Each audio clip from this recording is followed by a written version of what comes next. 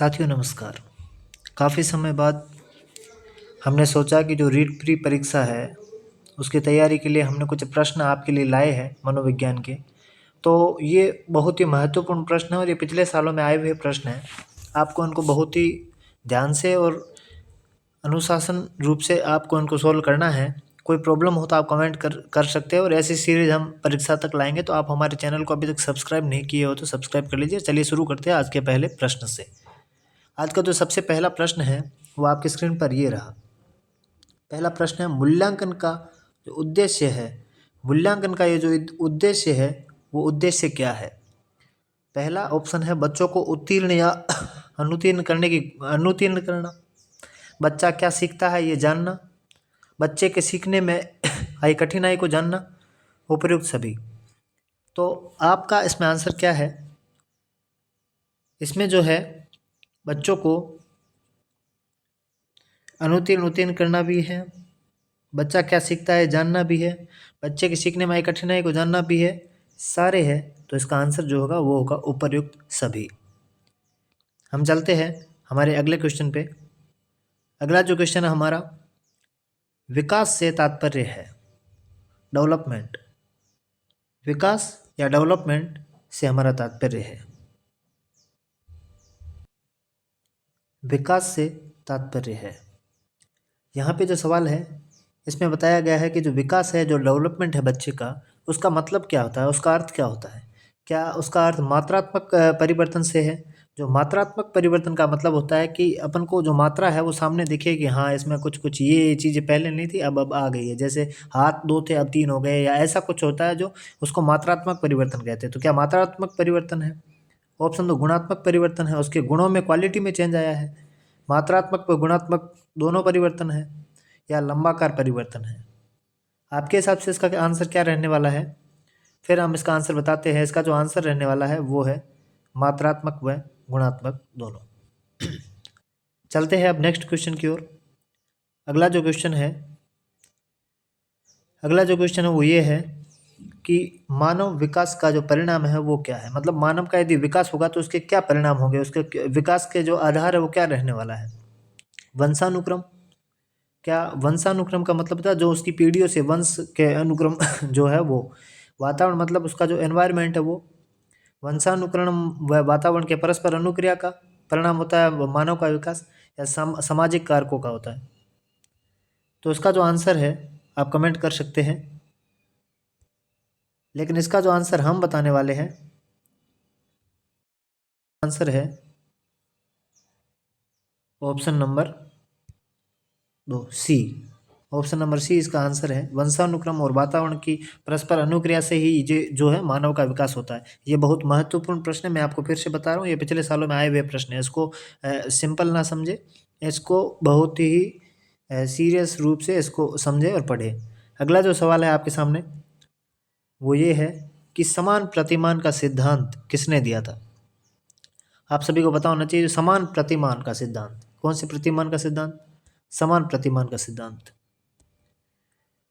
साथियों समान प्रतिमान का जो सिद्धांत है वो आप सब बता सकते हैं किसने दिया था। समान प्रतिमान का अर्थ है, समान प्रतिमान के सिद्धांत में है कि जो पीढ़ी है, संतति पीढ़ी है, वो भी अपने पूर्वजों के जैसी जैसी समान रूप में पाई जाती है। क्या ये लेमार्क ने कहा था, गाल्टन ने कहा था, बीजमैन ने कहा था, या सोरेनसन ने कहा था? आप अपना आंसर कमेंट कर सकते हैं। तो मैं आपको बता दूं इसका जो सही आंसर है वो ए है, लेमार्क ने जिराफ का जो है उदाहरण दिया था। जिराफ के उदाहरण से ये समझाया था कि जो समान प्रतिमान का सिद्धांत है, ठीक है ना, जो उसके माता पिता में गुण पाए जाते हैं वही उसके संतान में पाए जाते हैं, वही क्वालिटी वही शरीर वैसा ही उसके संतान में पाया जाता है। अगला जो सवाल है आप सबके सामने वो ये है कि किसने कहा था कि जन्म के समय एक बालक का मस्तिष्क कोरे कागज के समान होता है। कोरे कागज के समान होता है, उसको जो चाहे वो बना सकते हैं। कोरे कागज के समान होता है, ये बात किसने कही थी? क्रो एंड क्रो ने कही थी, जॉन लॉक ने कही थी, गुड एंड एफ ने कही थी, या फ्रायड ने कही थी? जल्दी से अपने आंसर को कमेंट कीजिए। इसका जो आंसर है वो रहने वाला है, ये बात कही थी जॉन लॉक ने। आप सबको पता है जॉन लॉक ने कहा था बालक का मस्तिष्क कोरे कागज के समान होता है, उसको जो चाहे वो बना सकते हैं। ठीक है ना, जॉन लॉक ने कहा था। अगला जो सवाल आपके सामने, किशोरावस्था की अवधि क्या किशोरावस्था की अवधि क्या है? 12 से 19 वर्ष किशोरावस्था होता है। 10 से 14 वर्ष वाला किशोरावस्था होता है। 15 से 20 ये किशोरावस्था होती है, या 20 से 25 वर्ष इसको किशोरावस्था बोलते हैं। जो आपके आंसर वो जल्दी से आप कमेंट कर दीजिए, ताकि जो सही आंसर है वो पहुंच जाए। इसका जो सही आंसर रहने वाला है, इसका सही आंसर है बी, 12 से 19। ये इसका सही आंसर है। आपको इसमें यदि कोई परिवर्तन लगता है तो आप हमें कमेंट करके बता सकते हैं। अगला जो सवाल है आपके सामने वो ये है, निर्जीव वस्तुओं में सजीव का गुण होने का विचार कहलाता है। ये बता रहा है कि निर्जीव वस्तुओं में सजीव का गुण होने का विचार, बच्चे हर निर्जीव वस्तु को सजीव मानने लग जाते हैं। ये कहलाता क्या है? वस्तु अस्तित्व कहलाता है, केंद्रीयकरण कहलाता है, कल्पना कहलाता है, या सजीव चिंतन कहलाता है? इसमें कोई सोचने वाली बात है ही नहीं, सीधा आंसर आपके सामने है। इसको सजीव चिंतन कहते हैं। सजीव उसको लगता है सब चीज़ें सजीव है, तस्वीरें भी सजीव है, सब चीज़ सजीव लगती है उसको, तो ये सजीव चिंतन कहलाता है। इसके बाद जो अगला सवाल है आप सबके स्क्रीन पे वो ये है, बुद्धि लब्धि के परिकलन का सूत्र है। बुद्धि लब्धि का जो है आईक्यू जो होता है, आईक्यू का फॉर्मूला क्या है? CA/MA। CA का मतलब होता है वास्तविक आयु, बच्चे की जो वास्तविक आयु है उसको कहते हैं CA। और MA का होता है उसके जो दिमाग है, मानसिक आयु, मेंटल एज, उसका दिमाग कौन सी एज वाले बच्चों की बराबर चलता है उसको मानसिक आयु कहते हैं। ठीक है, तो क्या बुद्धि लब्धि का जो आंसर सूत्र है वो क्या है? आईक्यू का जो फॉर्मूला है वो क्या है? बहुत इंपॉर्टेंट क्वेश्चन है, हर बार पूछा जाता है। इसका जो आंसर है CA/MA इंटू 100 ये है, MA/CA इंटू 100 ये है, CA/100 इंटू MA ये है, या 100/MA इंटू 100 ये है CA। तो सबसे पहले मैं बता देता हूँ इसका जो सही आंसर वो MA/CA इंटू 100, मानसिक आयु बटे वास्तविक आयु इंटू 100। ठीक है, ये सूत्र बहुत आगे काम आने वाला है, तो उसको ध्यान से देख लो एक बार। अगला जो सवाल है हमारे सामने वो है, एक 25 वर्ष का लड़का है, 25 वर्ष का लड़का जिसकी मानसिक आयु कितनी है? 16 है, मतलब उसकी वास्तविक आयु है CA है 25, CA कितनी है? 25, MA कितनी है? 16 मानसिक आयु।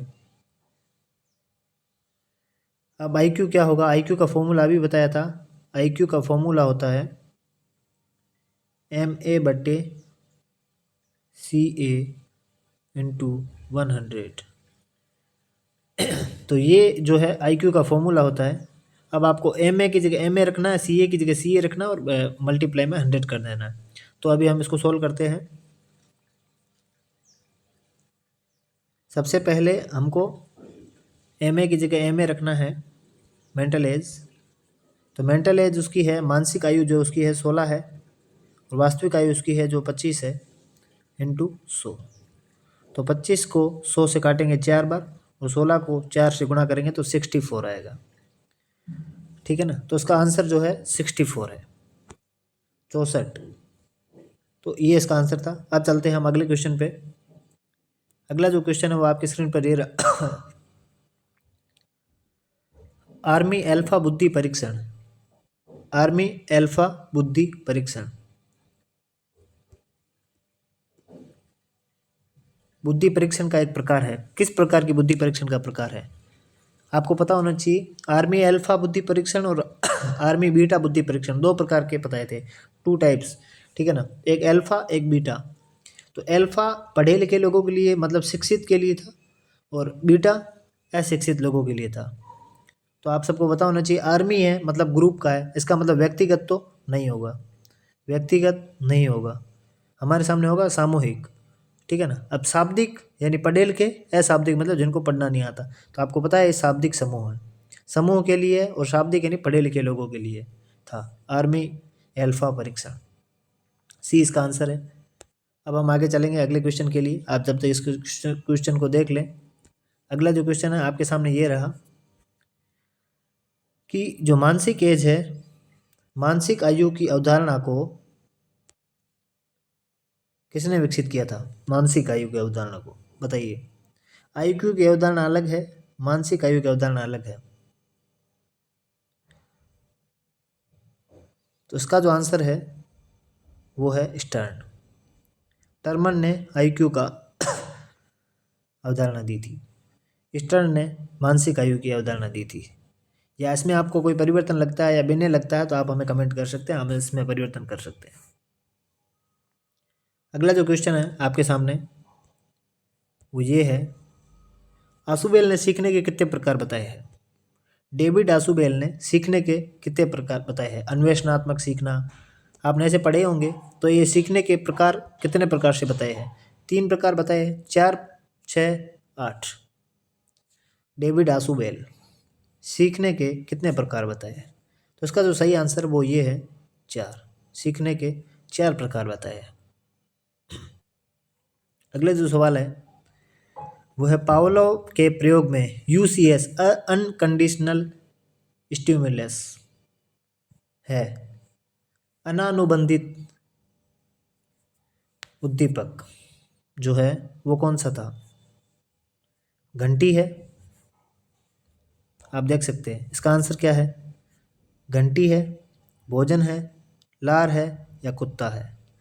मतलब जिसको अनुबंधित यानी बांधा नहीं गया था, जिसको मतलब किसी प्रकार से उसकी आदत में नहीं लाया गया था, उसको रखते ही उसकी लार शुरू हो जाती थी, ये उसने सिखाया नहीं था फिर भी आती थी, तो वो थी भोजन। भोजन को रखते ही लार आती थी। इसको कोई ऐसा उसको आदत नहीं बनाई गई थी कुत्ते की कि भोजन रखेंगे तो लार निकाल, भोजन रखते ही उसकी लार निकलती थी। उन्होंने जो आदत लगाई थी वो घंटी की थी, तो घंटी जो है वो CS है, ठीक है ना। तो घंटी CS है, भोजन UCS है, लार निकालना UCR है, सॉरी CR है। मतलब उसकी जो अनुक्रिया है, आप बस इतना समझ लो, CS घंटी को कहते हैं, UCS जिसको अपने अपने आप से आदत में थी उसकी, वो भोजन, ठीक है ना। ये आप याद रखना, ये भी सवाल पूछे हुए। तो ये सारे सवाल जो क्वेश्चन है वो पूछे हुए।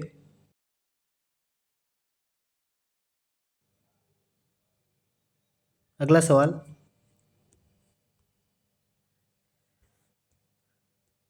BF स्किनर ने अपने सिद्धांत को दर्शाने के लिए किस किस पर प्रयोग किया था? आपको पता होना चाहिए BF स्किनर ने जिस प्रकार से अभी आपने पढ़ा कि पावलोव ने कुत्ते पे प्रयोग किया था, वैसे स्किनर ने किस पे प्रयोग किया था? बिल्ली व चूहे पे किया था, मछली व कुत्ते पे किया था, चूहा व कबूतर पे किया था, बंदर व बिल्ली पे किया था। आपको हमेशा ऑप्शंस को पूरा पढ़ना है।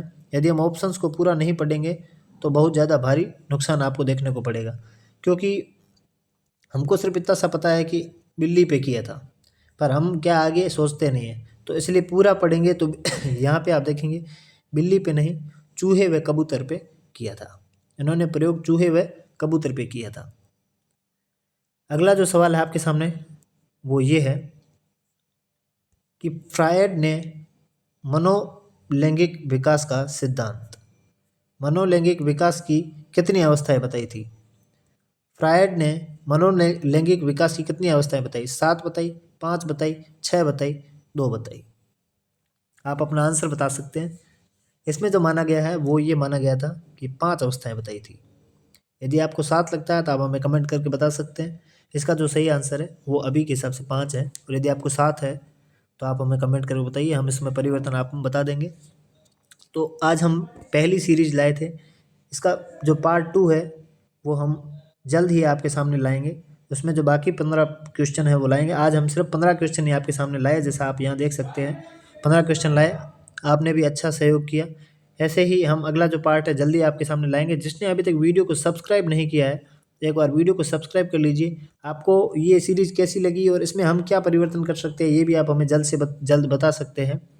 तो सबसे महत्वपूर्ण जो था वो ये है कि आपको हमारे चैनल को सब्सक्राइब करना है यदि आपको ये सीरीज़ अच्छी लगी है और इस प्रकार के और क्वेश्चन आप मिलाना चाहते हैं।